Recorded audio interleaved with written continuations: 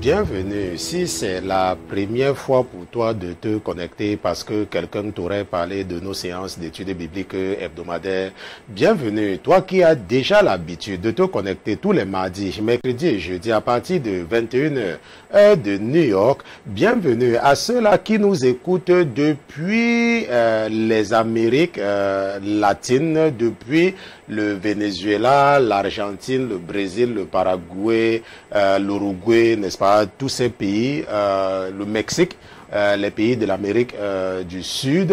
Je salue également ceux-là qui nous écoutent depuis les États-Unis, parce que nous avons toujours tendance à négliger ceux qui nous écoutent aux États-Unis, peut-être parce que nous sommes aux États-Unis, alors que les auditeurs des États-Unis, je pense qu'ils viennent en 3e position. La dernière fois que je regardais les statistiques, je crois que les États-Unis viennent en 3e position, et la France, bien évidemment, parce que c'est le premier pays francophone, est en tête de liste de ceux qui sont fidèles à la sainteté FM, la sainteté télévision. Je remercie donc le Seigneur Jésus-Christ pour ta vie, ma soeur. Je remercie le Seigneur Jésus-Christ pour ta vie, mon frère. Je remercie le Seigneur Jésus-Christ pour vos vies. Je le remercie d'avoir mis dans vos cœurs le désir de la spiritualité. La parole de Dieu nous enseigne dans le 2e épître de Paul aux Corinthiens, dans 2 Corinthiens chapitre 3 verset 17, la parole de Dieu dit: Or, le Seigneur est l'Esprit, et où est l'Esprit du Seigneur, là est la liberté. La parole de Dieu dit que Dieu est un esprit. Et la parole de Dieu dit que là où l'Esprit de Dieu se trouve, la liberté est également présente. Je ne sais pas le genre de chrétien que tu es. Tu dis: oh, pasteur Christian, comment est-ce que je peux reconnaître une vraie église? Je ne sais pas ce que tu voudrais que ton Père te donne encore pour que tu comprennes, ou alors que tu utilises ton esprit de discernement que tu as reçu en don. Je ne sais pas quel est ton niveau spirituel, mais ce soir, ton Père attire ton attention qu'il est esprit, et là où son esprit se trouve, il y a la liberté. Donc si tu es dans une église où on vous force à faire certaines choses, c'est le temps pour toi de ramasser tes affaires, de faire tes bagages et de disparaître, parce que l'Esprit de Dieu n'est pas là-bas. Si tu es dans une église où on force les gens à donner les offrandes, où on te force à payer la dîme, la parole de Dieu te dit que l'Esprit de Dieu est la liberté. Tu es libre lorsque tu travailles avec Dieu. Dieu ne nous force pas. S'il devait nous forcer d'accepter Jésus, il pouvait envoyer les anges avec les épées le faire. Mais ce soir, je ne sais pas depuis combien de temps le diable t'a maintenu captif dans cette église, mais c'est l'occasion pour toi de comprendre ce soir que tout endroit ou tout ministère où Jésus se trouve, c'est un ministère où on ne force personne à faire quoi que ce soit.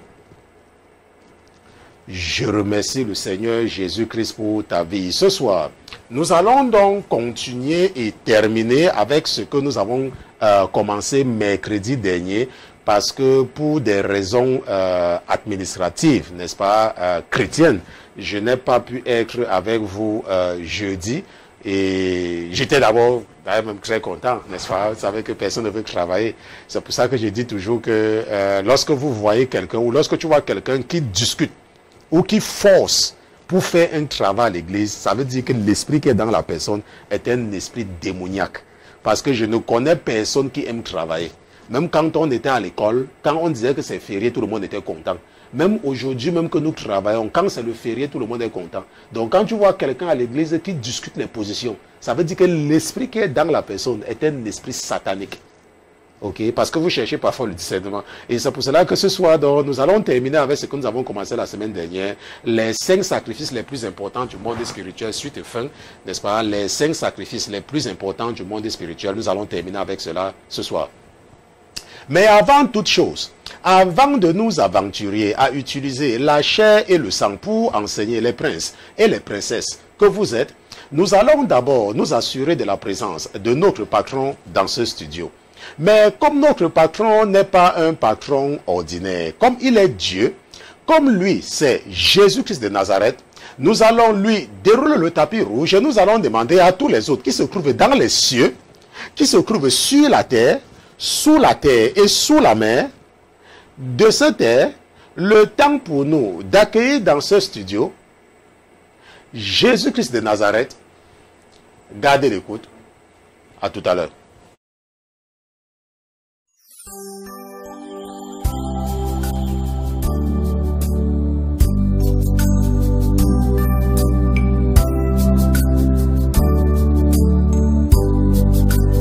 Merci pour la croix, Seigneur.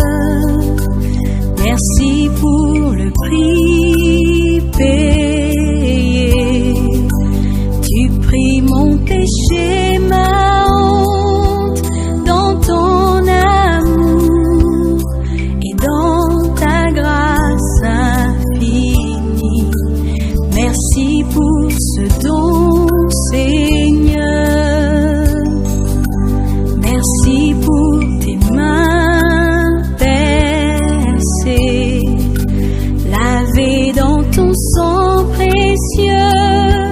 Je peux connaître ton amour et ton pardon. Digne est l'agneau, assis sur le trône, couronné le roi des rois, tu règnes victorieux, grand et élevé, Jésus, Fils de Dieu, le chéri des cieux fut crucifié.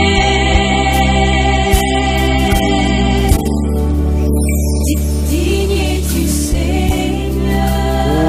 Couronné le roi des rois, couronné le roi des rois, digne est l'agneau de Dieu.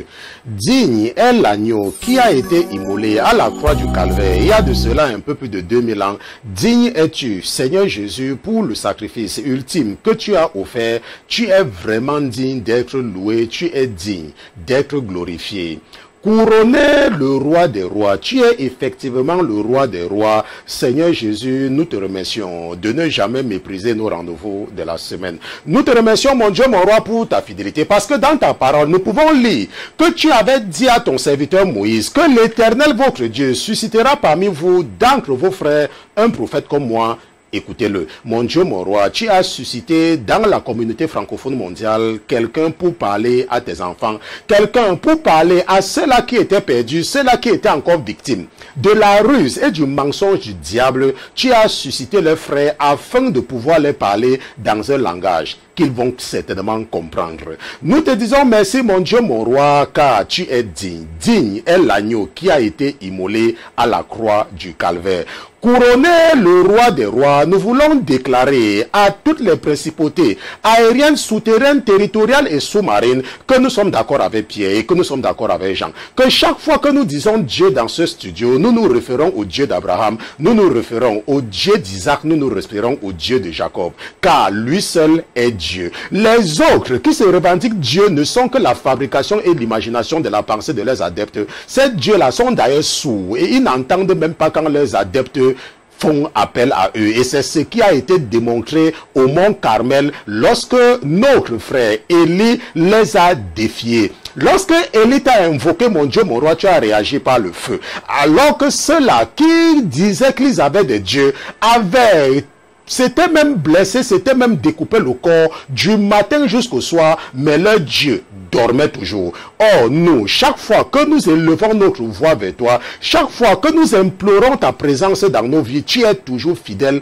pour réagir. C'est pour cela, mon Dieu, mon roi, ce soir, permets-moi de venir en ta présence comme le représentant de tes fils et de tes filles, dans le cœur de qui tu as mis d'être attentif aux enseignements que tu les donnes. Par ton serviteur que je suis, mon Dieu, mon roi, permets-moi de te présenter ce soir leur sacrifice de culpabilité et leur sacrifice d'expiation. Permets-moi, mon Dieu, mon roi, de te présenter et de t'offrir comme notre holocauste devant le Dieu d'Abraham, devant le Dieu d'Isaac, devant le Dieu de Jacob. Mon Dieu, mon roi, permets-moi également de te présenter à notre Dieu comme notre sacrifice de grains de farine. Oh Seigneur Jésus, soit un mémorial pour nous devant le Créateur des cieux et de la terre.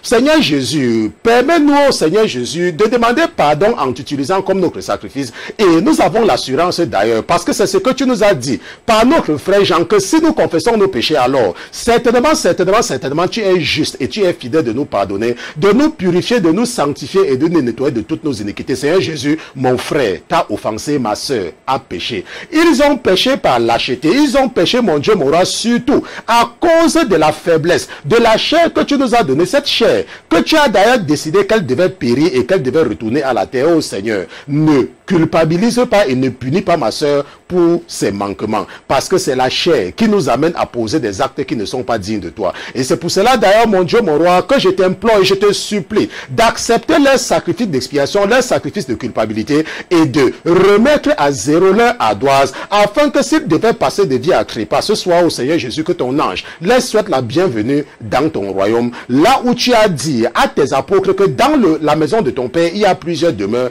que si tel n'était pas le cas, tu devais nous le dire. Et c'est parce que nous avons confiance en toi que nous savons qu'il y a effectivement de très belles demeures et que tu es parti préparer une place à ceux-là qui vont croire aux œuvres ou à l'œuvre de la croix. Nous te disons merci pour ta présence parmi nous ce soir. Au nom de Jésus-Christ, ton serviteur et tes enfants, d'une seule fois, nous te disons Amen, Amen, Amen, Amen. Donc, digne est l'agneau de Dieu, digne est l'agneau qui a été immolé à la croix du calvaire, digne est l'agneau qui est pur, n'est-ce pas? Parce que Jésus a offert un sacrifice parfait. Ok, la Bible dit que dans le livre de la loi, Dieu a dit aux enfants d'Israël que le 10e jour, vous allez acheter quelque chose, le 10e jour, et que le 14e jour, vous allez, et qu'il y a une urgence, n'est-ce pas, quelqu'un qui a besoin de l'aide, tu dois d'abord t'occuper de la personne et de laisser, n'est-ce pas, n'importe quoi de côté. C'est pour ça que nous sommes, n'est-ce pas, les enfants de Dieu. Et quelqu'un avait besoin d'aide, n'est-ce pas, d'urgence. Et c'est pour cela que j'ai préféré arrêter, n'est-ce pas, pour m'occuper de la personne. Donc, j'étais donc en train de... Nous étions en train de parler du sacrifice de Jésus, n'est-ce pas, ce que Jésus a offert, n'est-ce pas, ce que Jésus a fait comme sacrifice, n'est-ce pas, il s'est offert lui-même pour les sacrifices que nous sommes en train d'étudier, n'est-ce pas, nous sommes en train d'étudier. Je pense que le frère Pierre, certainement, il doit marquer le temps d'arrêt, n'est-ce pas, le temps où nous avons arrêté, pour que nous puissions éditer la vidéo, éviter ce temps de décalage dans la production finale. Mais nous allons le faire juste après cela, nous allons enlever le direct après l'étude biblique et puis nous allons éditer avant de replacer ça pour que ça ne puisse pas déranger ceux qui écoutent pour la première fois. Ok, donc ce que je disais donc, c'est que Jésus s'est donc offert en sacrifice, n'est-ce pas, parce que la loi dit que lorsque quelqu'un pêche, ou alors si quelqu'un veut obtenir la faveur de Dieu, ou alors si quelqu'un veut rappeler quelque chose à Dieu, on se comprend, il faut faire ceci, il faut faire cela, il faut faire cela. Maintenant, dans l'Ancien Testament, n'est-ce pas, dans l'ancien temps, ok, nous appelons ça Ancien Testament seulement parce que nous voulons expliquer quelque chose. Parce que je vous ai dit qu'en réalité, Dieu, à un moment donné, à cause de l'amour qu'il a pour l'humanité, a décidé, n'est-ce pas, de raconter à sa créature qui vit dans un monde visible, dans un monde physique, ce qui se passe dans le monde invisible. Ok? C'est pour cela que toi, par exemple, tu peux rêver, tu ne comprends rien, n'est-ce pas? Ou alors il y a des événements qui se passent, tu ne comprends rien.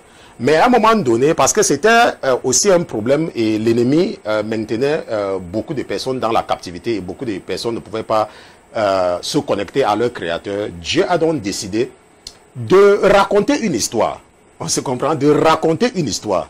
Et pour raconter une histoire et pour que l'histoire puisse être compréhensible par nous qui sommes dans le monde physique, il a donc utilisé nos frères, n'est-ce pas? Il a utilisé un groupe de personnes.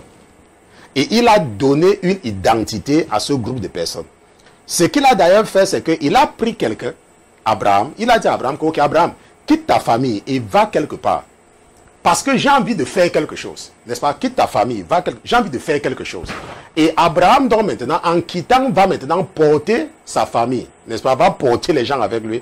Et quand ils vont arriver quelque part, Dieu va s'arranger pour que ces gens-là restent. Parce qu'il avait dit à Abraham que quitte la maison de ton père. Mais Abraham, en partant, va prendre son père.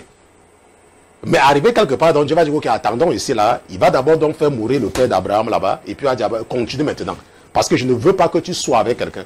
Mais même jusque-là, son neveu va toujours le suivre.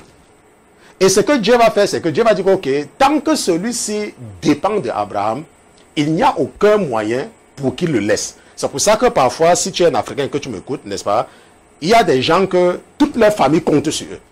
Et quel que soit ce que ces gens-là font, c'est difficile pour eux de donner leur vie à Jésus. Pourquoi? Parce que leur famille, n'est-ce pas, ils sont la ressource financière.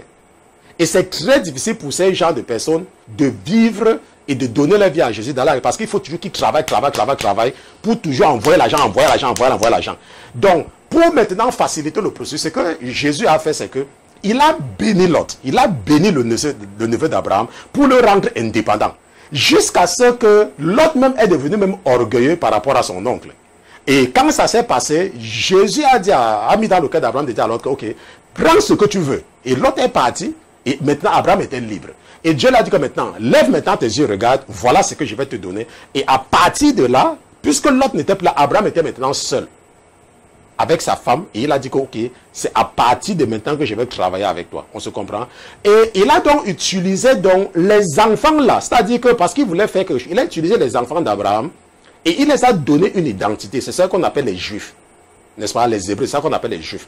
Et il les a utilisés pour nous raconter une histoire. On se comprend? Il les a utilisés pour nous raconter une histoire. Donc, lorsque tu lis l'Ancien Testament, lorsque tu lis ce que nous appelons l'Ancien Testament, n'est-ce pas? C'est une histoire que Dieu est en train de raconter. Maintenant, Dieu raconte ça à sa façon. Ok? Dieu ne raconte pas ça comme toi, un homme, tu peux raconter quelque chose selon ton niveau. C'est comme moi, par exemple, si je veux raconter quelque chose, n'est-ce pas? Ou bien si je commence à parler avec mes collègues, si tu n'es pas un ingénieur, tu ne vas pas comprendre. Tu seras perdu. Donc, Dieu a utilisé les enfants d'Israël pour raconter une histoire. Mais dans une façon divine, à sa façon. Maintenant, pour pouvoir donc comprendre cela, tu as besoin d'un esprit particulier. Il faut que Dieu dépose un certain esprit dans toi pour t'aider à comprendre ce que lui, il veut raconter. C'est pour ça que tu peux lire la Bible, il y a des choses que tu ne comprends pas. Pourquoi? Parce qu'il te manque quelque chose. Il manque quelque chose pour décoder, pour t'aider. C'est la même chose avec les rêves. N'est-ce pas? Lorsque quelqu'un me montre un rêve, parfois il y a des rêves qui sont compliqués, je peux prier et j'attends et puis l'esprit là me fait des révélations, parfois c'est facile. On se croit, donc c'est ça. Donc, lorsque maintenant, tout cela, n'est-ce pas, quand il a pris ce peuple-là, il a donc commencé à raconter quelque chose. Et parmi ces choses-là, et par rapport à ce que nous sommes en train d'étudier, n'est-ce pas, ce sont les sacrifices.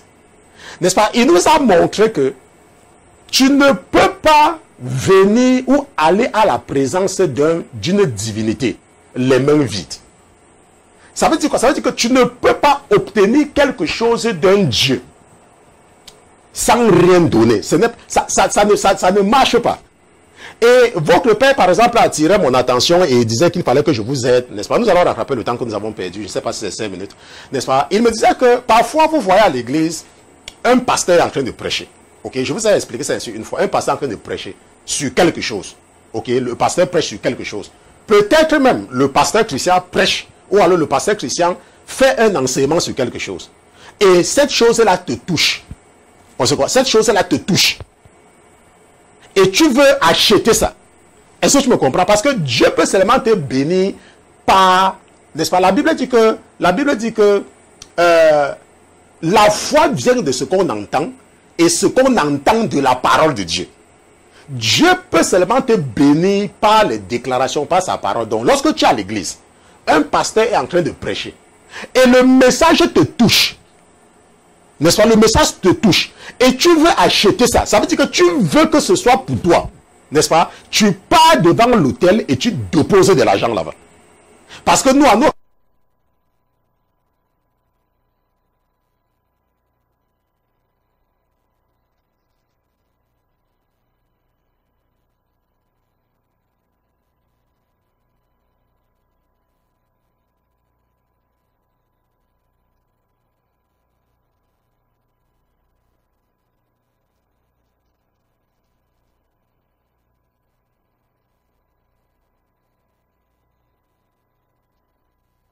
bon, je pense qu'on entend maintenant, parce que les batteries de l'ordinateur étaient déchargées, j'ai remplacé par les batteries du truc et puis c'est déchargé également.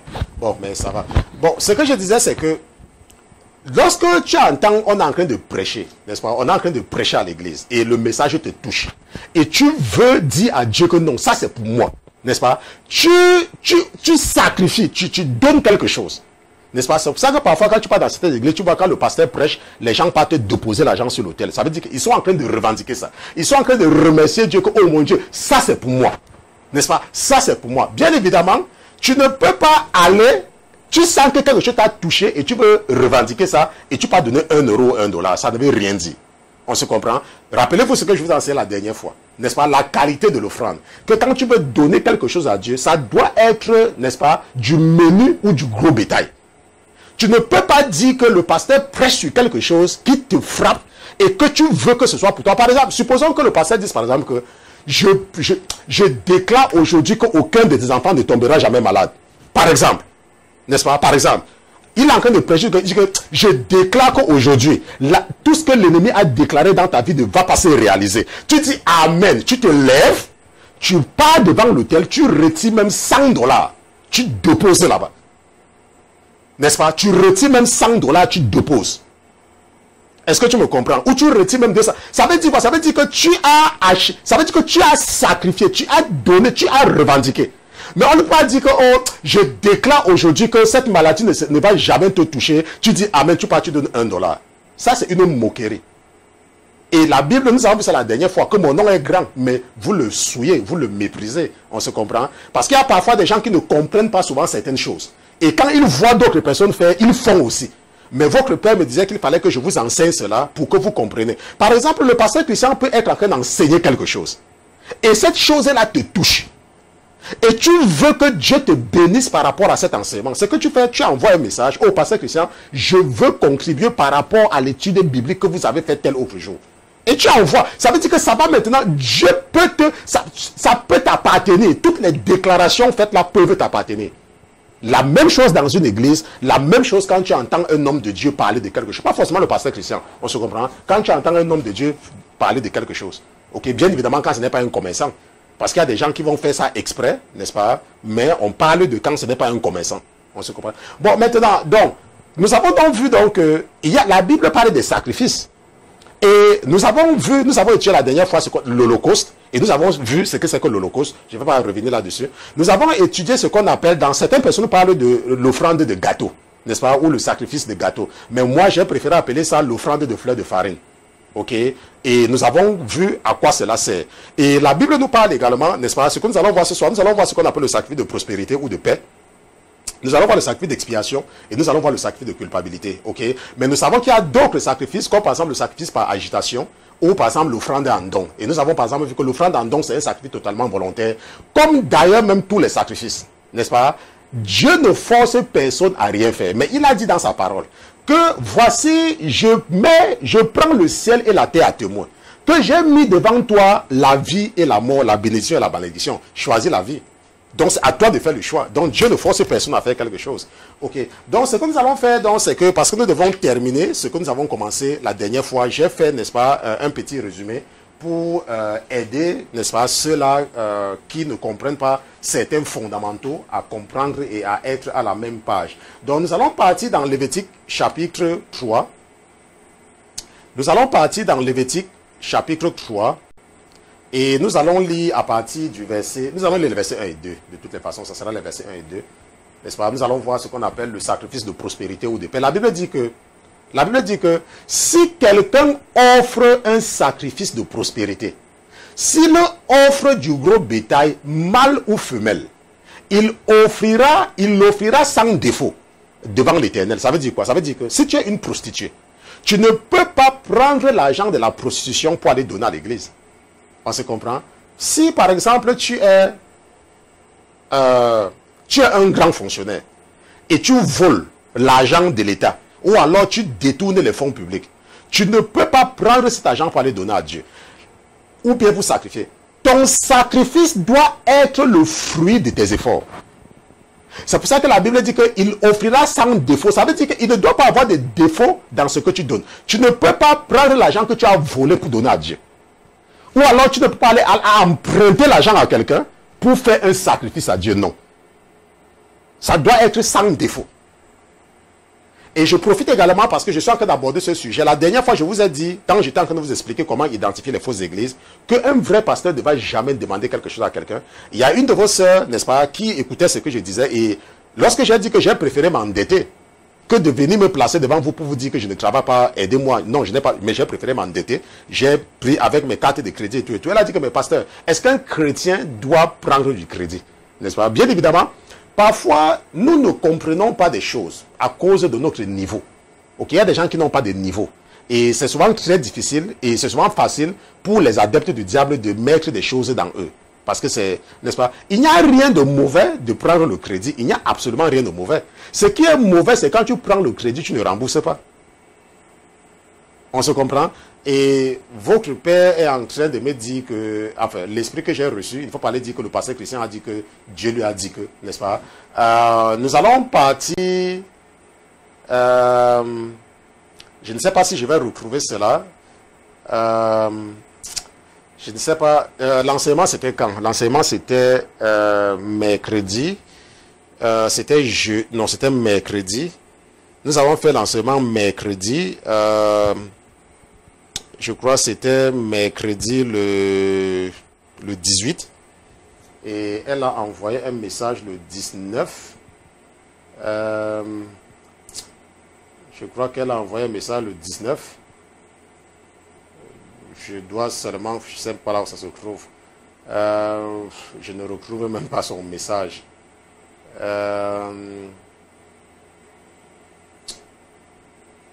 Je suis juste en train de chercher ce que votre sœur avait écrit. Je profite, n'est-ce pas, parce qu'il faut vous aider à comprendre certaines choses. Comment elle s'appelait encore? Elle s'appelait... Bon, je pense que ça sera plus facile par mon téléphone de retrouver cela que de passer par de l'autre côté. Bon, ok, donc c'est ça ici.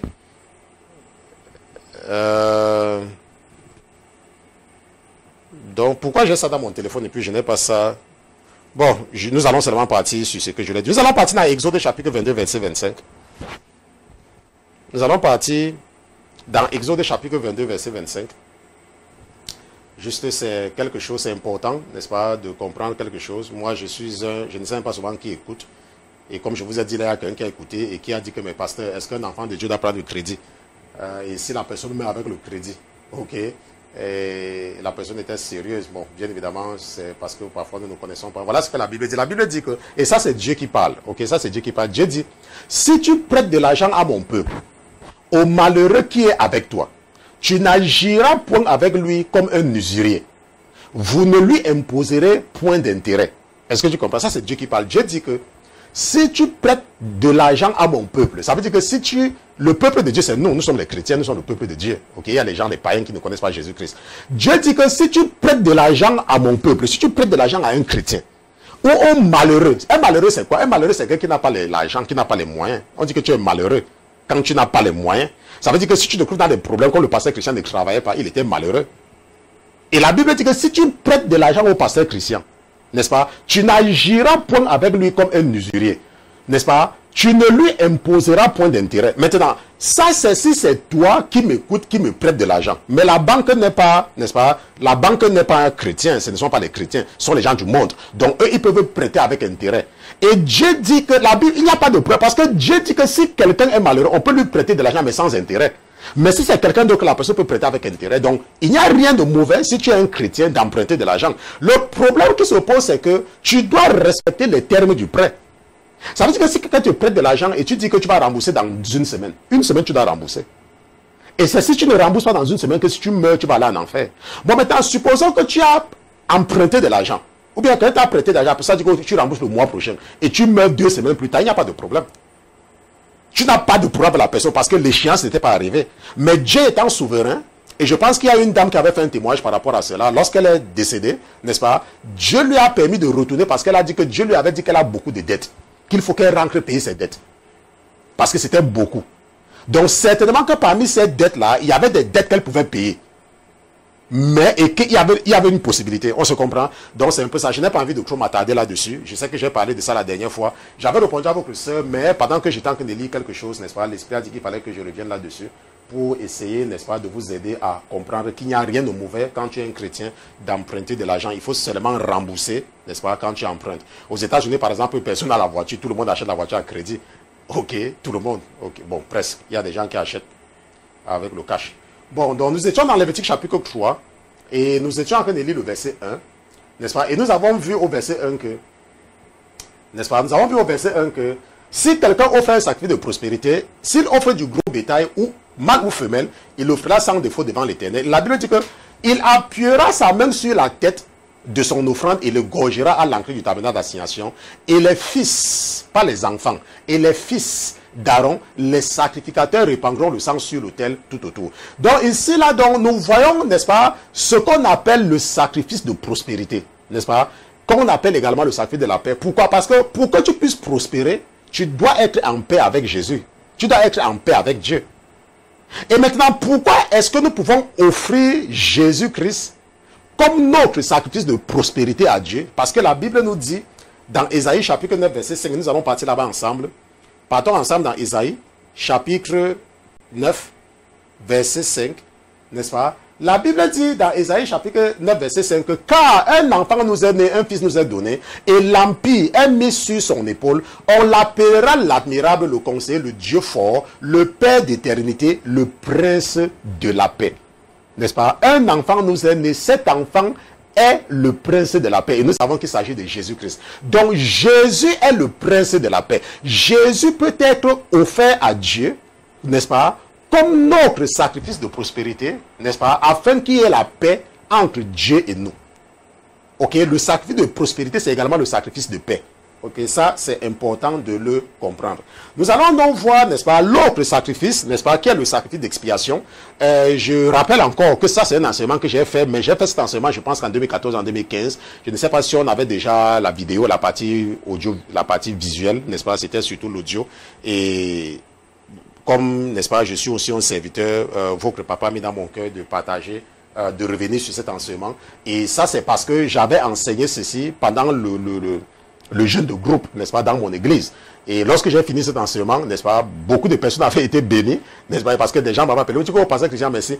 Et l'Esprit a dit que non, je veux également que tu enseignes la même chose à la communauté francophone. Ok, et c'est pour cela que je vous ai expliqué plusieurs fois que lorsque le Seigneur m'a appelé, ce n'est pas, Dieu ne m'a pas demandé de faire un ministère des francophones, non. N'est-ce pas, c'est que moi j'ai choisi parce que j'avais regardé, quand je regardais, il n'y avait pas, n'est-ce pas, il n'y avait pas assez. Il y a des vrais pasteurs francophones. Hein.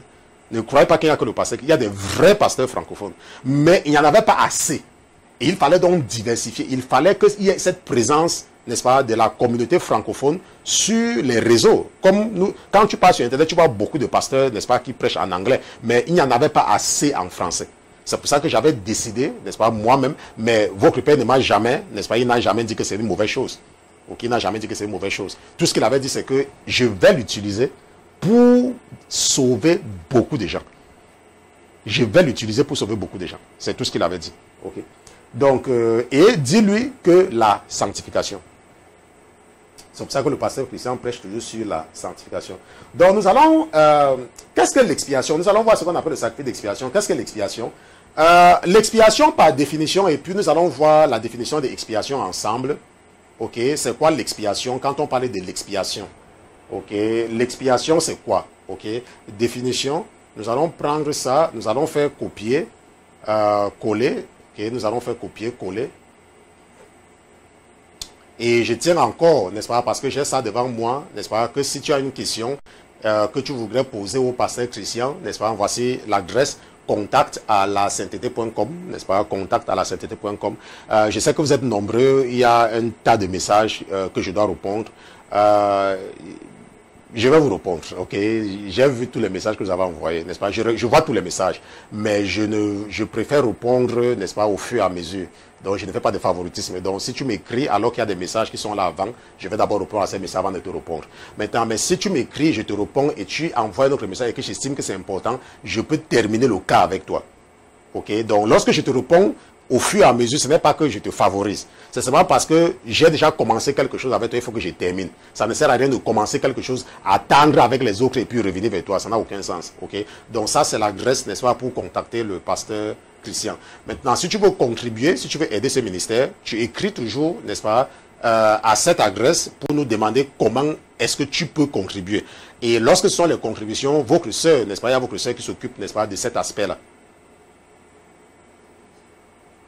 Ok, bon, mon épouse me dit que c'est petit, peut-être que certaines personnes ne vont pas voir, donc je vais juste augmenter. Donc, lorsque je disais que si, par exemple, tu veux contribuer, n'est-ce pas, tu écris toujours à contact@lasainteté.com et cette fois-ci, n'est-ce pas, il y a votre sœur, n'est-ce pas, qui s'occupe et elle est même plus rapide que moi. La plupart du temps, n'est-ce pas, les messages vont directement à elle et puis elle répond, n'est-ce pas, directement. Donc, pour nous aider, n'est-ce pas, écris-nous toujours contact. L'esprit me dit de corriger, pas pour nous aider, n'est-ce pas, pour contribuer, n'est-ce pas, à l'œuvre. Donc, si ce ministère te bénit, si ce ministère a transformé ta vie, et si tu veux que ce ministère continue, parce que je vous avais dit que je ne mets plus mon argent dans ce ministère, c'est votre ministère, ok, tu peux contribuer en nous envoyant un email. Il y a une raison pour laquelle je ne mets pas mon numéro de téléphone. C'est parce que je vis aux États-Unis et je travaille. Je ne suis pas un pasteur à temps plein. Ok, je dois travailler pour ne pas dépendre de vous et pour être honnête. Donc, c'est pour ça que je travaille. Et il y a un décalage horaire. Si je publie mon numéro, même mon épouse va peut-être retourner chez son père. Parce que le téléphone ne peut pas nous laisser dormir. Okay, c'est pour ça que je ne publie pas mon téléphone. Il y a des ministères qui publient leur téléphone, les pasteurs, ça c'est leur problème. Mais le pasteur Christian ne publie pas son téléphone. Mais lorsque quelqu'un a vraiment un problème sérieux, si tu m'écris et que tu as un problème qui est vraiment sérieux, je vais t'appeler. Ok, je vais t'appeler. Bon, maintenant, donc, ce que nous sommes en train de dire, c'est que nous voulions voir la définition de expiation, n'est-ce pas? Expiation, nous allons mettre ça à 30. Ok, et puis nous allons présenter cela présente. Maintenant, c'est quoi l'expiation? L'expiation, c'est un rite, n'est-ce pas, effectué pour apaiser la colère divine. N'est-ce pas? C'est un rite que tu effectues pour apaiser. Maintenant, il faut comprendre que ça parle d'apaiser. Ça veut dire que quoi? Ça veut dire que quelqu'un était tellement fâché et tu apaises, n'est-ce pas? Tu calmes, tu apaises. N'est-ce pas? C'est une réparation faite à Dieu pour un péché commis sous forme de rite. Ok, ça c'est par définition, n'est-ce pas, de expiation. Donc, lorsque tu fais un sacrifice d'expiation, c'est pour apaiser la colère de Dieu. Ok, pour l'apaiser. Parce que Dieu est un Dieu de feu. Dieu est terrible. Hein? Faut pas voir parce que tout le temps on nous dit que Dieu est bon. Quand Dieu se fâche, quand il se fâche, il ne fait pas qu'un peu. Hein? Et lorsque tu fais également expiation, l'expiation c'est que tu offres quelque chose pour réparer. Pour réparer, on se comprend? C'est pour cela que nous allons partir dans Lévitique chapitre 4. C'est souvent très important de définir certains termes parce que beaucoup de gens ne comprennent pas souvent certaines choses à cause des mots, n'est-ce pas? Donc nous partons dans Lévitique chapitre 4, nous allons lire à partir du verset 1. N'est-ce pas? Voilà ce que la Bible dit. La Bible dit que l'Éternel parlait encore à Moïse en disant, parle aux enfants d'Israël en disant, lorsque quelqu'un aura péché par erreur, est-ce que tu comprends? Lorsque quelqu'un aura péché par erreur contre l'un des commandements de l'Éternel sur ce qui ne doit pas être fait, et qu'il aura fait quelqu'une de ces choses par erreur. Est-ce que ça veut dire que par erreur, par exemple, tu ne savais pas Ok, tu ne savais pas que il faut accepter Jésus-Christ comme ton Seigneur et Sauveur personnel et tu ne reconnaissais pas Jésus. Ça, c'est par erreur, tu ne savais pas. Maintenant, tu as accepté Jésus. Tu ne savais pas que tu dois, n'est-ce pas, honorer ta femme. Tu ne savais pas. Tu parlais à ta femme n'importe comment. Ce n'est pas un problème. Dieu dit que tu as fait ça par erreur. Tu ne savais pas. Tu ne savais pas que tu dois te soumettre. Que tu dois te soumettre à ton mari. Tu ne savais pas. Dieu sait. Tu ne savais pas parce qu'on ne t'avait pas dit. On se comprend. Tu ne savais pas qu'une femme ne porte pas les habits d'un homme. Ça, tu ne savais pas.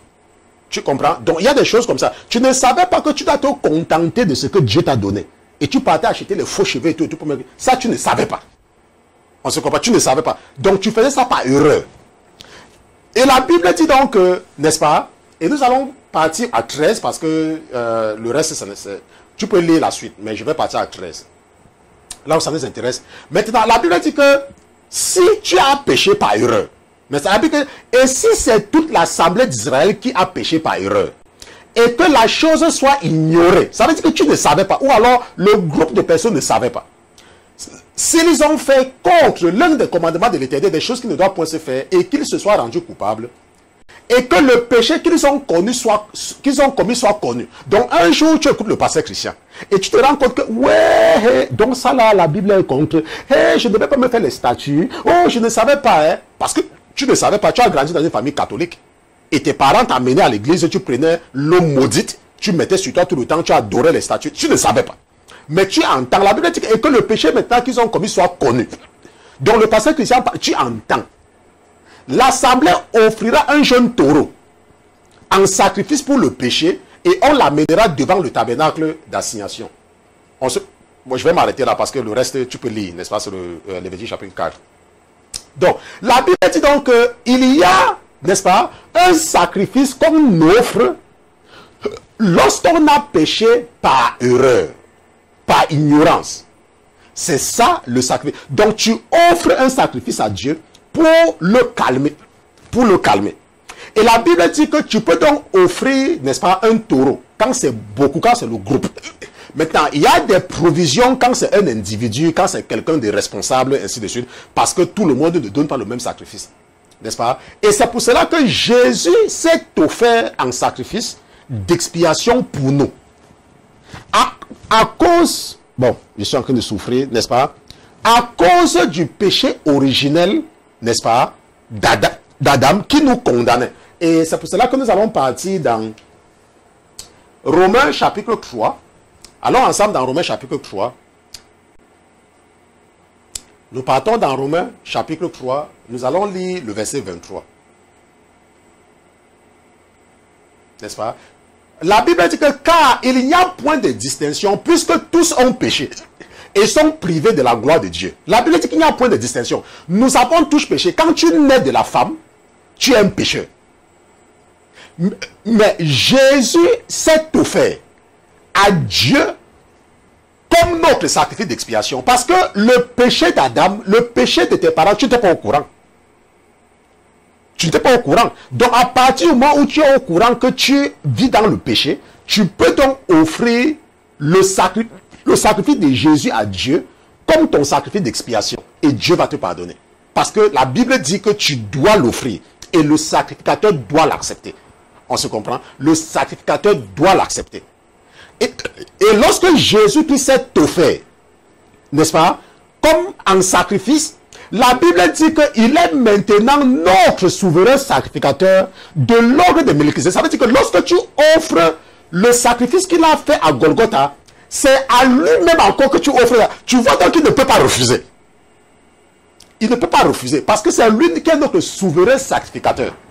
Mais le plus important, c'est de comprendre l'importance ou la signification du sacrifice d'expiation. On se comprend? Donc ça, c'est très important, n'est-ce pas, de comprendre. Maintenant, si nous partons dans Hébreux chapitre 10, alors il me semble dans Hébreux chapitre 10, Hébreux chapitre 10, nous allons lire à partir du verset 5. N'est-ce pas? La Bible dit que c'est pourquoi Christ entrant dans le monde dit, tu n'as point voulu de sacrifice ni d'offrande, mais tu m'as formé un corps. Tu n'as point pris plaisir aux holocaustes, ni aux sacrifices pour le péché. C'est ça que nous lisons, n'est-ce pas? Tu n'as pas peur personne. Alors j'ai dit, voici je viens, ô Dieu, pour faire ta volonté, comme cela est écrit de moi dans le rouleau du livre. Ayant dit plus haut, tu n'as point voulu de victimes, ni d'offrandes, ni d'holocaustes, ni de sacrifices pour le péché, choses qui sont offertes selon la loi, c'est ce que nous étudions, selon la loi, et tu n'y as point pris de plaisir. Il ajoute ensuite, voici je viens, ô Dieu, pour faire ta volonté. N'est-ce pas? Pour faire ta volonté. Il abolit donc le premier sacrifice afin d'établir le second. Donc le sacrifice d'expiation que nous venons de lire dans Lévitique chapitre 4, Jésus l'a aboli pour établir maintenant lui-même qui s'offre. Lui-même qui s'offre. Maintenant, mais à quel moment est-ce qu'on offre un sacrifice d'expiation? C'est lorsqu'on a péché par erreur. Donc c'est pour ça qu'on dit que le sacrifice d'expiation est offert pour des péchés involontaires. Par exemple, tu as... Qu'est-ce que je peux prendre comme exemple? Bon, tu as fait quelque chose, mais tu ne savais pas. Ok, tu as fait quelque chose, tu ne savais pas. Après, tu te rends compte, ou on attire ton attention, que ce que tu as fait là, ce n'était pas, c'est contre la volonté de Dieu. Tu pars dans ta chambre, tu dis, oh Seigneur Jésus, je viens devant toi, j'ai entendu ce que ton serviteur m'a dit, je sais que j'ai péché. Je viens au Seigneur Jésus et je reconnais que j'ai péché par omission. Pardonne-moi mon Dieu, mon roi, et accepte mon sacrifice que je t'offre, accepte le sang de l'agneau qui a été versé à la croix du calvaire, accepte le sacrifice de Jésus-Christ que je t'offre comme mon sacrifice d'expiation. Père éternel, pardonne-moi, n'est-ce pas? Dieu ne peut pas refuser. Il ne peut pas, il ne peut pas. Et si le diable t'avait déjà accusé, cette accusation s'annule immédiatement. Parce que tu sais comment prier. Tu viens d'offrir. Et la Bible dit, quand tu pêches par erreur, tu offres. Et Dieu va te pardonner. On se comprend. Dieu va te pardonner. C'est pour ça qu'il est très important de comprendre la signification de chaque sacrifice. C'est pour ça que vous me voyez tout le temps quand je prie pour vous. Je dis, mon Dieu, mon roi, permets-moi de venir avec mes frères. Permets-moi de venir avec le troupeau que tu m'as confié.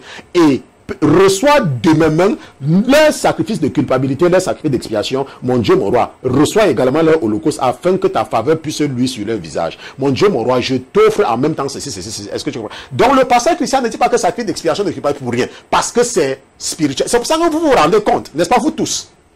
Tous mes enfants spirituels, tous.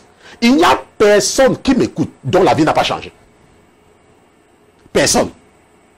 À moins que tu m'écoutes et tu m'écoutes à la légère. C'est comme il y a une de vos sœurs, par exemple, quand tu lui parles, elle n'écoute pas. C'est pour ça que sa situation ne change jamais. Mais il n'y a personne qui écoute le pasteur chrétien et que la vie est restée la même. Personne. Lorsque tu viens au contact du pasteur chrétien et tu fais ce que ta vie change. Si tu écoutes, pas que tu écoutes un truc, tu pars dans, je ne sais pas dans quelle église tu pars, où on ne t'enseigne rien, n'est-ce pas? Comme si on ne te parle pas de ça, tu dis, le pasteur là, il parle n'importe quoi. Mais toute personne qui vient à mon contact, si tu entres seulement à mon contact, ça veut dire que si tu entres seulement dans mon contact, et ce n'est pas seulement ce ministère, même là où je travaille, lorsque je commence à travailler quelque part, la société change. Automatiquement. Ça, c'est la puissance de l'onction. Et c'est pour ça que je dis que si tu veux que ta vie change, quand tu entends le pasteur Christian dire, fais seulement ce qu'il te dit. Tu vas voir avec tes yeux. Maintenant, nous allons terminer avec le dernier sacrifice, n'est-ce pas? Je n'ai pas envie de trop traîner parce que je n'ai pas envie de revenir là-dessus. On devait, n'est-ce pas, voir, n'est-ce pas, le cas du propitiatoire. Bon, je vais laisser. Nous allons voir le dernier sacrifice, le sacrifice de culpabilité, et c'est là où nous allons terminer, n'est-ce pas? Nous allons partir dans Lévitique chapitre 5. Alors, dans Lévitique chapitre 5, nous allons lire à partir du verset 1, n'est-ce pas? Et nous allons étudier le dernier sacrifice, le sacrifice de culpabilité. La Bible dit que lorsque quelqu'un étant témoin, après avoir entendu la parole du serment, aura péché en ne déclarant pas ce qu'il a vu ou ce qu'il sait, il portera son iniquité. Toi qui es tout le temps au téléphone, et c'est toi, n'est-ce pas, le point où on t'appelle pour raconter tous les commérages qui se passent à l'église, dans ton église ou bien dans ta famille là. Et quand on vient, on te demande, tu dis que, oh, on ne m'a rien dit. Alors que tu as passé le temps au téléphone, on te parlait. Et on te demande, tu dis qu'on ne m'a rien dit. La Bible dit que lorsque quelqu'un est un témoin, après avoir entendu la parole du serment, aura péché en ne déclarant pas ce qu'il a vu ou ce qu'il sait. On te demande quelque chose. Oh, moi, je ne sais pas moi. Hein. parce que tu n'as pas envie d'avoir les problèmes avec quelqu'un. La Bible dit que c'est un péché. Si tu as entendu quelque chose, si on te demande, tu dois dire. La Bible dit que lorsque quelqu'un, à son insu, aura touché une chose souillée, soit le cadavre d'un animal impur. Par exemple, tu dis que tu es un chrétien, tu vas en boîte de nuit. Parce que quelqu'un qui va en boîte de nuit, c'est un cadavre ambulant. Lui, il est déjà mort, il n'a aucune relation avec Jésus. Et toi, tu es un chrétien, tu pars là où il y a tu pars en boîte de nuit. N'est-ce pas? Soit le cadavre d'un animal impur, soit le cadavre d'une bête sauvage impure, soit le cadavre d'un reptile impur, il sera souillé et coupable. Ça veut dire que si tu pars, je ne sais pas, j'ai parlé de boîte de nuit, tu pars par exemple, ça veut dire que quoi? Ça veut dire quoi? Ça veut dire par exemple que tu as un ami, n'est-ce pas? Tu as un ami, tu dis que c'est ton ami, il est marié, et il vit dans la fornication, ça veut dire qu'il couche, il vit dans l'adultère. Ou alors tu dis que tu es un chrétien, et tu as des amis qui vivent dans la fornication.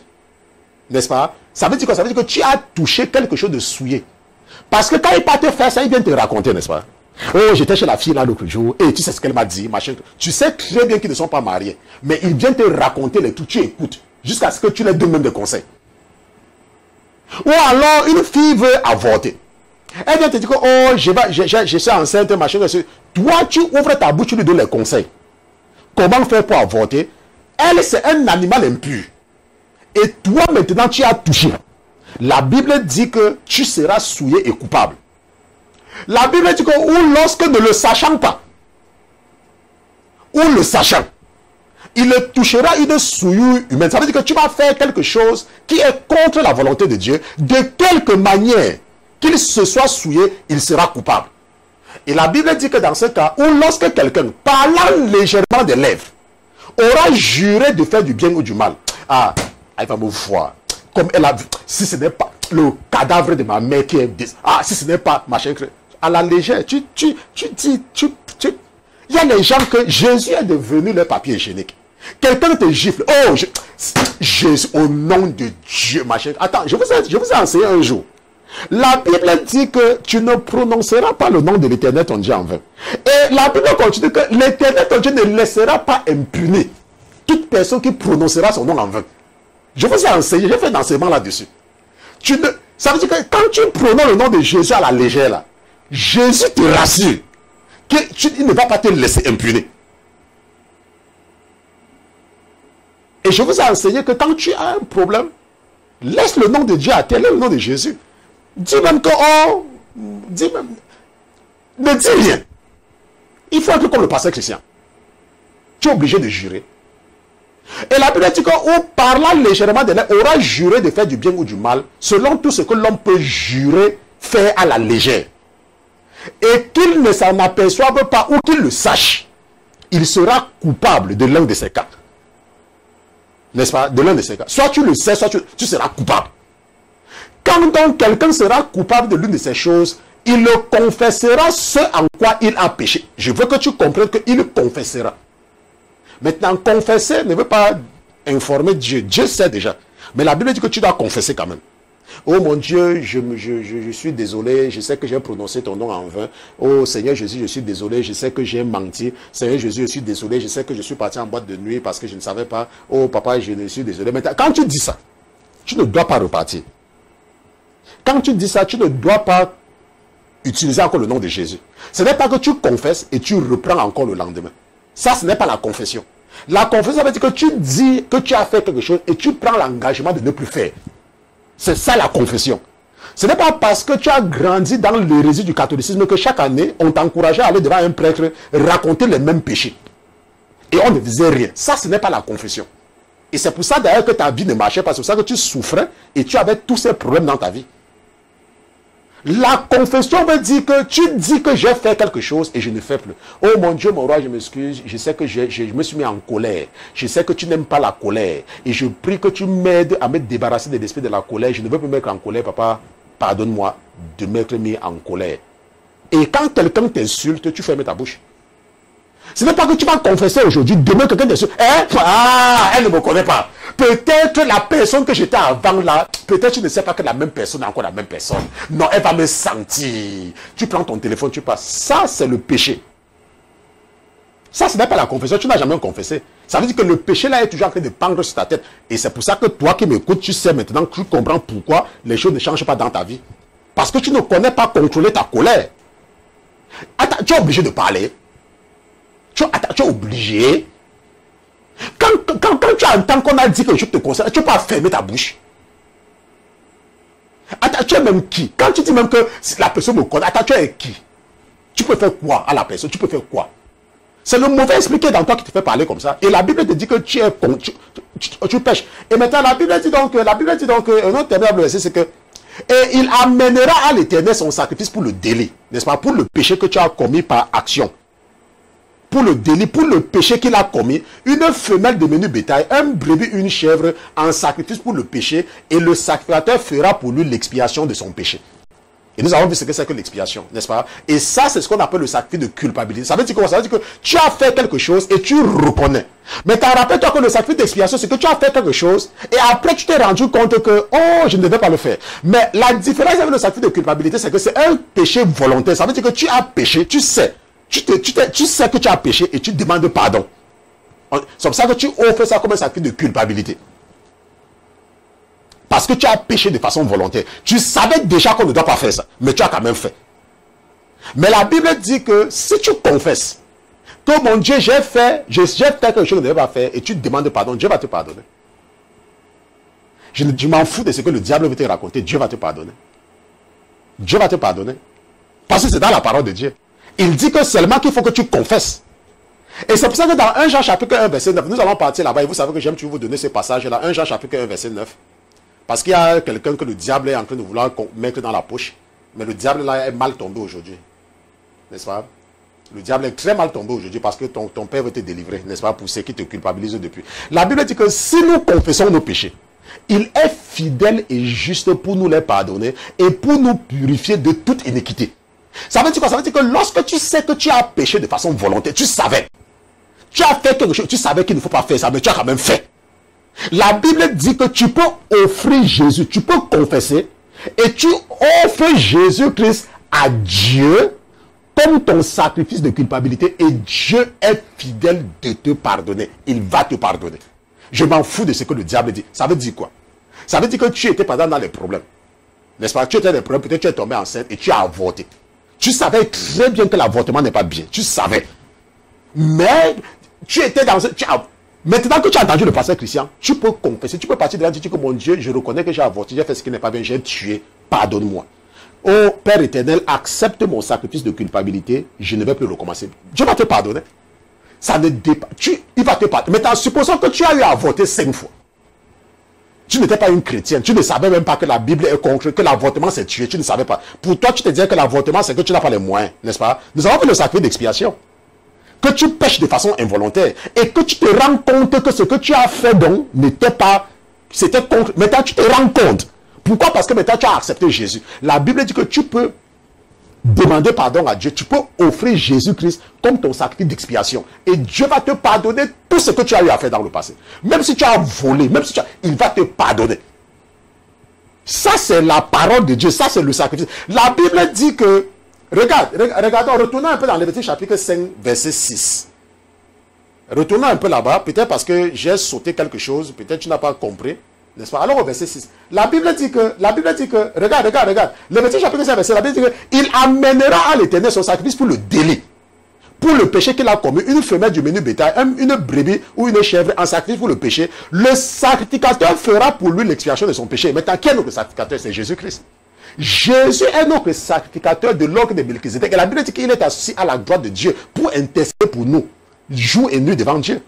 N'est-ce pas? Et Jésus a offert le sacrifice à Dieu quand il était sur la terre. Donc le sacrifice qui a eu lieu à Golgotha de cela un peu plus de 2000 ans, n'est-ce pas? C'est le sacrifice que tu peux présenter à Dieu, Jésus lui-même. Et comme c'est son propre sacrifice, il ne peut pas refuser.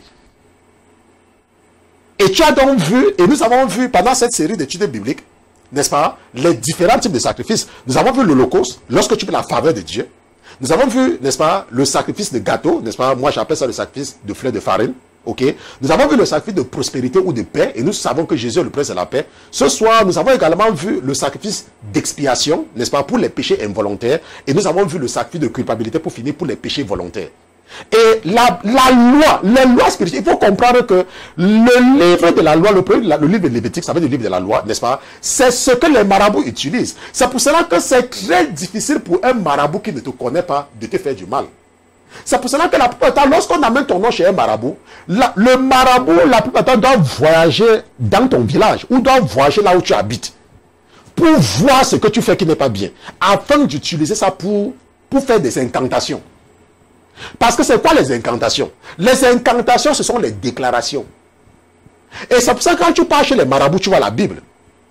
Si tu fréquentes les marabouts et que tu m'écoutes, quand tu pars chez les marabouts, tu vois la Bible. Parce qu'ils connaissent la parole de Dieu. Il suffit seulement que le marabout trouve quelque chose dans la parole de Dieu que tu fais, qui est contre la parole de Dieu. Il peut prononcer les incantations et présenter cela au démon. Le démon va amener, n'est-ce pas? Et le diable va amener ça comme une accusation contre toi devant Dieu. Et c'est pour ça qu'il y a beaucoup de personnes qui se sentent toujours coupables après avoir accepté Jésus-Christ, parce qu'ils ne connaissent pas les provisions que Dieu a fait pour l'expiation des péchés. Et cet enseignement, n'est-ce pas, va certainement t'aider à comprendre comment prier et quel genre de sacrifice offrir, n'est-ce pas, à Dieu pour quelle catégorie de péché, n'est-ce pas? Et la Bible, nous avons vu toutes les catégories. Il n'y a pas une catégorie que nous n'avons pas vu de péché. Péché volontaire, sacrifice de culpabilité. Péché involontaire, sacrifice d'expiation. La paix avec Dieu, n'est-ce pas, le sacrifice de prospérité. La faveur de Dieu, l'holocauste. Pour rappeler à Dieu ce que Jésus a fait, n'est-ce pas? C'est ce qu'on appelle quoi? Le sacrifice de fleurs de farine. Parce que la Bible dit que tu vas apporter la fleur de farine et avec de l'encens. Et ça, on va mettre l'odeur. Je vous ai expliqué ça dans la première partie, n'est-ce pas, de cet enseignement.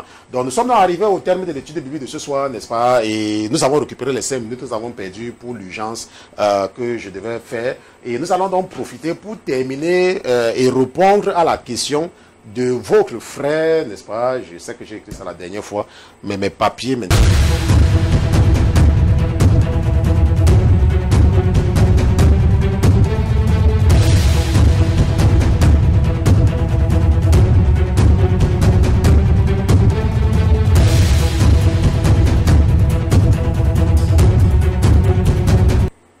Seigneur Jésus, je te remercie pour la vie de ton fils, dans le cœur de qui tu as mis de poser cette question. Je prie, mon Dieu, mon roi, pour sa vie, je prie pour sa foi.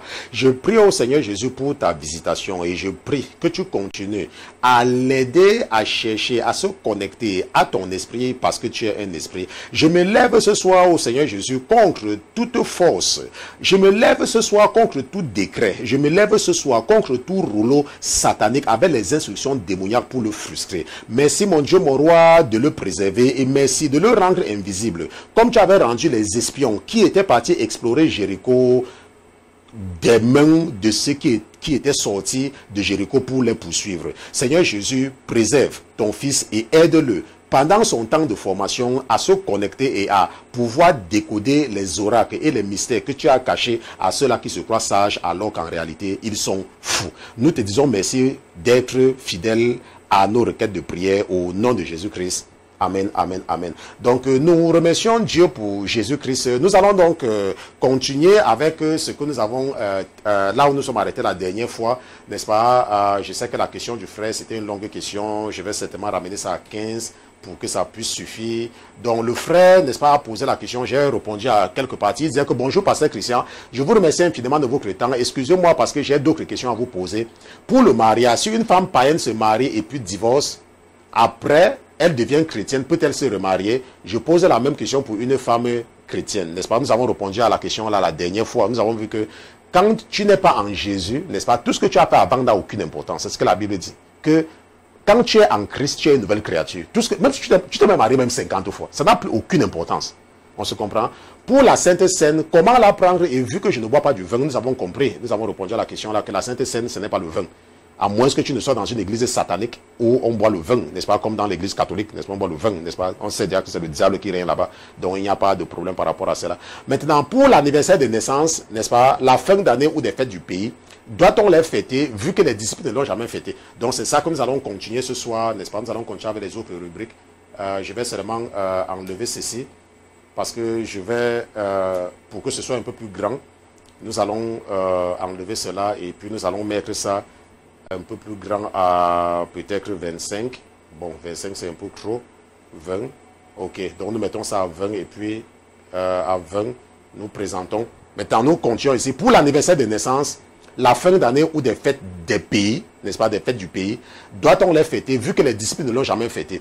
Pour les femmes qui dirigent la louange et la prière dans l'église, mais qui n'enseignent pas, est-ce biblique? Et pour celles qui enseignent sur les réseaux sociaux, est-ce biblique? Merci pour votre temps et que le bon Dieu vous bénisse tout au nom de notre Seigneur et Sauveur Jésus-Christ. Maintenant, nous allons donc nous attarder sur la troisième partie pour l'anniversaire de naissance, n'est-ce pas, la fête de fin d'année ou des fêtes du pays, doit-on les fêter et tout et tout. Nous allons donc partir dans la parole de Dieu pour répondre à la question, n'est-ce pas. Nous partons dans Colossiens chapitre 2, verset 16. Donc allons dans Colossiens chapitre 2, verset 16 pour répondre, n'est-ce pas, à la question du frère. C'est dans Colossiens chapitre 2, verset 16. Ok, il veut savoir s'il faut fêter les fêtes et n'importe quoi. Maintenant, la Bible dit que, n'est-ce pas, que personne donc ne vous condamne au sujet du manger, ou au sujet du boire, ou au sujet d'un jour de fête, ou de nouvelle lune, ou de sabbat. Ok, la Bible dit que il faut laisser. Si quelqu'un peut fêter n'importe quelle fête qu'il veut fêter, c'est son problème.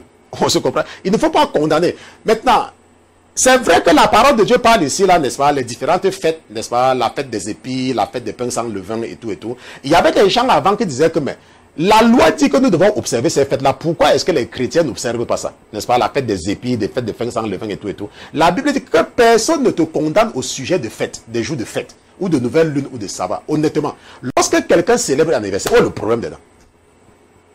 Si quelqu'un célèbre son anniversaire, le problème c'est quoi? Quelle est la provision dans la parole de Dieu qui dit qu'il ne faut pas célébrer l'anniversaire? Fait, n'est-ce pas? Déjà même qu'il y a des gens parfois, la Bible ne dit rien. Mais ce que la Bible dit de ne pas faire, eux, ils font. Mais là où la Bible ne dit rien, eux, ils voient que c'est un problème. Attends, le problème c'est où si quelqu'un célèbre son anniversaire? Le problème c'est où? La Bible dit que rendez à César ce qui est à César et à Dieu ce qui est à Dieu. Si un pays décide d'observer la fête de l'indépendance, le problème c'est où? Ça c'est le système du monde. Et si tu es dans le système et que tu es dans un pays où on est en train d'observer la fête des pays, où est le problème? Attends, quand tu célèbres la fête de l'anniversaire de ton pays, ça dérange Dieu où? Quelle est la partie de la Bible qui dit que Dieu ça le dérange? Jésus ne peut pas dire que rendez à César ce qui est à César et à Dieu ce qui est à Dieu. Ça dérange avec quoi? Quelqu'un a son enfant, il fait l'anniversaire de son enfant, ça te gratte de quel côté? Parce qu'il y a des gens parfois même, tu es en train de danser dans la piscine. Hein. Tu es dans la piscine en train de danser, ils disent que tu es en train de soulever la poussière. Alors que tu es dans la piscine, en train de danser ta chose. Mais ils vont voir que tu es en train de soulever la poussière. Je fais mon anniversaire, ça te gêne avec quoi? Ça te gêne avec quoi quand je fais l'anniversaire? La Côte d'Ivoire célèbre la fête de l'indépendance dans la Côte d'Ivoire. Attends, ça te pique de quel côté? C'est quelle partie de la Bible qui dit que c'est un problème? Donc il ne faut pas chercher. La Bible dit dans la Colossiens, il ne faut pas que quelqu'un te condamne à fais ta fête. Quelqu'un a eu fêté de Noël. Attends, ton problème quand quelqu'un fête Noël, là, ça te dérange avec quoi? Toi, ne faites pas. Ne faites pas. Attends, lorsque quelqu'un dit que je suis en train de célébrer Noël, l'anniversaire de Jésus, attends, ça te pique de quel côté? Toi, ne faites pas Noël, c'est aussi simple que cela soit. Est-ce que ça comprend? Quelqu'un fait de la Pâque, ça te dérange avec quoi? Jésus n'est pas reçu le jour de la Pâque, c'est vrai, on sait. Mais quand quelqu'un lui fait ça, ça te gêne avec quoi? Dis-moi, avec quoi ça te gêne, ça te dérange avec quoi? Laisse-le faire ce qu'il veut faire, laisse-le. C'est entre lui et son Dieu, laisse-le. Toi, ne fais pas. Est-ce qu'on se comprend? Maintenant, le frère a une autre question. Il dit que, nous allons voir, n'est-ce pas, l'autre partie de sa question. Il dit que pour les femmes qui dirigent la louange et la prière dans l'église, mais qui n'enseignent pas, est-ce biblique, n'est-ce pas? Moi, le problème, quand tu es en train de chanter à l'église, moi, le rapport avec enseigner, il n'y a pas, tu peux chanter dans la chorale, à l'église, tu peux chanter, il n'y a aucun problème avec ça. Tu peux chanter dans la chorale, il n'y a pas de problème.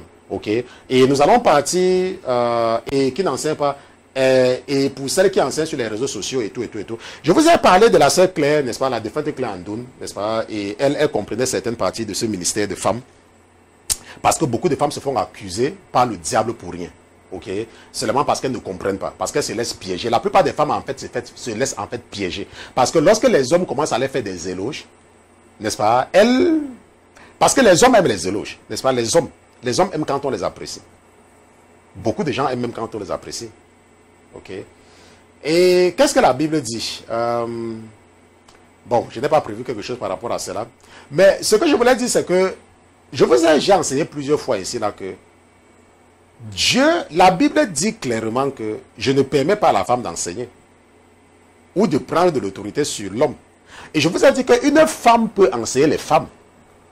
Une femme peut enseigner, il n'y a rien de mauvais. Ça veut dire que si tu es une femme et que tu sens que tu as reçu l'onction de Dieu, n'est-ce pas, et que tu es sur les réseaux sociaux, n'est-ce pas, focalise-toi sur les femmes et à chaque fois, il faut préciser que mon message, c'est pour les femmes. Je dis qu'à chaque fois, il faut préciser. Parce que si tu ne précises pas et que les hommes commencent à te suivre, le diable peut utiliser ça pour t'accuser. Il faut faire comme la sœur Claire. Elle disait toujours tout le temps que mon message c'est pour les femmes. Je ne demande à aucun homme de m'écouter. Un homme veut m'écouter, c'est son problème. Mais mon message c'est pour les femmes. On se comprend? Mon message c'est pour les femmes. Ok? Mon message c'est pour les femmes. Les réseaux sociaux, peut-être que ce n'est pas l'église, mais toi, tu ne peux pas tomber sur une accusation quelconque.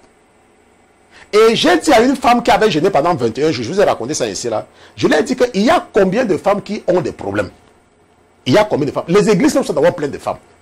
Ça veut dire que si une femme se focalise seulement sur les femmes, elle aura même l'une des églises les plus grandes. Si une femme se focalise seulement sur les femmes, bon, bien évidemment, une femme ne peut pas avoir une église, ok? Elle peut parfois organiser des conférences pour conseiller les femmes, n'est-ce pas, pour les parler par rapport à la parole de Dieu. On se comprend. Donc ça c'est important, n'est-ce pas, de comprendre. N'est-ce pas? C'était donc, n'est-ce pas, la réponse à la question du frère, n'est-ce pas? C'était la rubrique Pasteur, j'ai une question.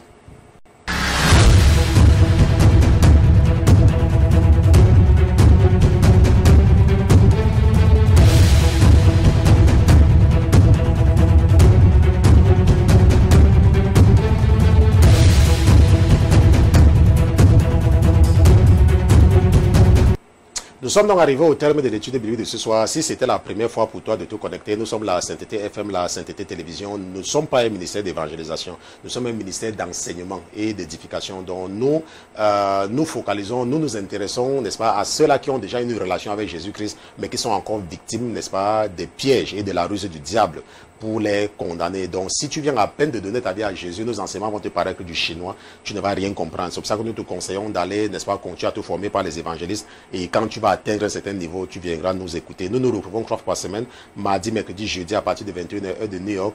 Et puis, nos émissions sont en direct sur YouTube et à la radio, la sainteté.com. Il y a un lien là-bas. Nous avons également une application pour ceux qui ont les téléphones Android pour nous suivre également en direct.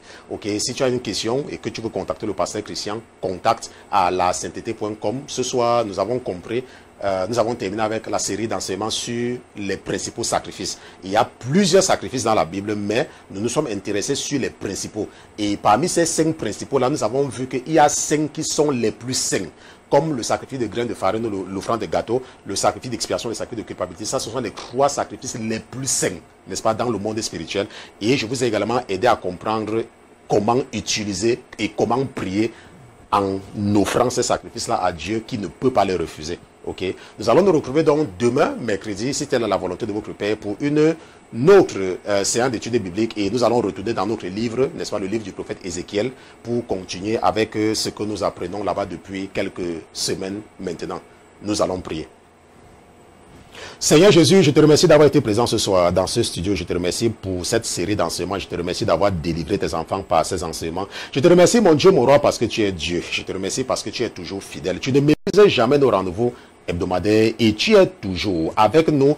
Et par ton esprit, tu nous rassures que tu es avec nous et que si nous continuons à marcher avec toi, certainement, là où tu nous as fait la promesse qu'il y a beaucoup de demeures dans la maison de ton Père, nous allons hériter également de l'une de ces maisons et vivre pour l'éternité avec toi. Ce soir, Seigneur Jésus, permets-moi de te demander de veiller sur le troupeau que tu m'as confié. Permets-moi, mon Dieu, mon roi, de te demander de les couvrir par tes ailes protectrices. Mon Dieu, mon roi, permets-moi de te demander de les couvrir, de les purifier, de les nettoyer avec ton sang précieux, le sang de l'agneau qui a été immolé à la croix du Calvaire il y a de cela un peu plus de 2000 ans. Mon Dieu, mon roi, permets-moi de te demander de les rendre invisibles dans le monde spirituel. Mon Dieu, mon roi, je me lève également contre tout décret satanique, contre tout rouleau et tout parchemin démoniaque avec les instructions pour frustrer ma soeur et mon frère. Mon Dieu, mon roi, préserve-les du malin et trouve seulement le moyen de continuer à les former, de continuer à les édifier, de continuer à les inculquer ta volonté et de continuer à les aider à comprendre les oracles et les mystères que tu as cachés à ceux-là qui se croient sages alors que dans la réalité, ils sont fous. Je te dis merci d'avoir été favorable à toutes mes requêtes de prière ce soir pour mes frères et pour mes soeurs, le troupeau que tu m'as confié au nom de Jésus-Christ, ton serviteur et tes enfants d'une seule voix, nous te disons Amen, Amen, Amen, Amen, Amen, Amen, Amen, Amen.